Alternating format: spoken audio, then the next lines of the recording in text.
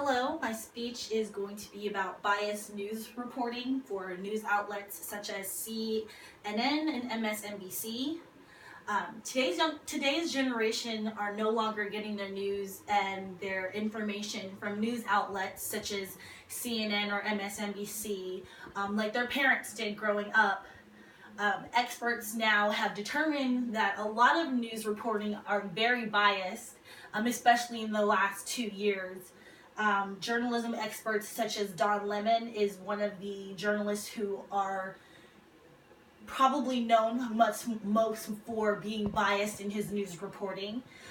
First, I will talk about how certain words are used to trigger biased news reporting. Secondly, I'll also go into how certain images are used to sway how certain people may view a certain story. And then lastly, I will talk about how the younger generation would prefer to get their news from social media outlets instead of actually watching it on the news. Today, there are words that news outlets use to trigger emotions or kind of sway how people will determine or how they'll perceive the news that's being reported. There have been certain stories like with police brutality or younger black men who have died, and we've had news outlets such as CNN do reporting, and they'll use words like thug or violent to describe the victim, but they'll use words like vigilant or hardworking or determined to describe the police officer. There are certain words that can be used that'll make certain people in the younger generation think maybe this isn't the news outlet I want to get my information from. For an example, there was an interview with a child who lived in the Ferguson area who was there during the riots, and during the interview he said that he watched a lot of news outlets like Fox News and CNN report false information on what really happened during the riots in Ferguson. And that's just an example of how it can be biased.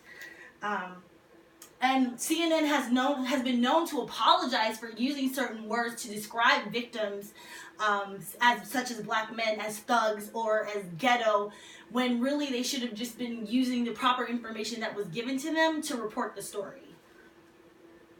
CNN has also been known to use inappropriate imaging to describe a story.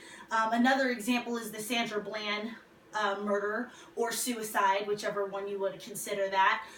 When they used that story on CNN to describe what happened to Miss Sandra Bland, instead of using a graduation photo of her, they actually used an image of her mugshot.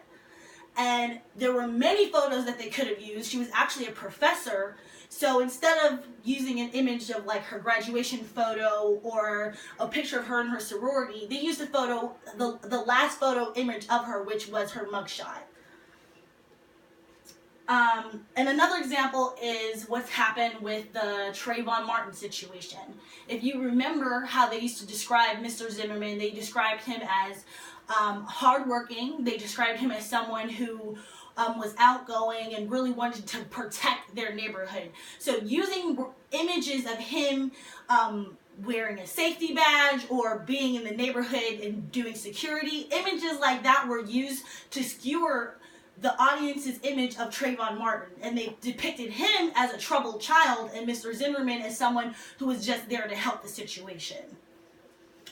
And that brings me lastly to social media. When it comes to the social media, the younger generation would rather get their information from Twitter or Facebook because they know that they can go to the comment section and actually look at people who are their peers and see how they view the situation. And they're even able to get accurate information from people who actually live in the area that the news is about. You can't really get that kind of information when you're watching CNN or MSNBC. And Don Lemon has actually said in multiple interviews that his job is to report the news even if it offends you. So even if he's being offensive towards you, it's not his job to make you comfortable, it's his job to report the news. And a lot of people can be taken aback to something like that and not really want to watch his programming and would rather go on social media than watch what he's actually saying.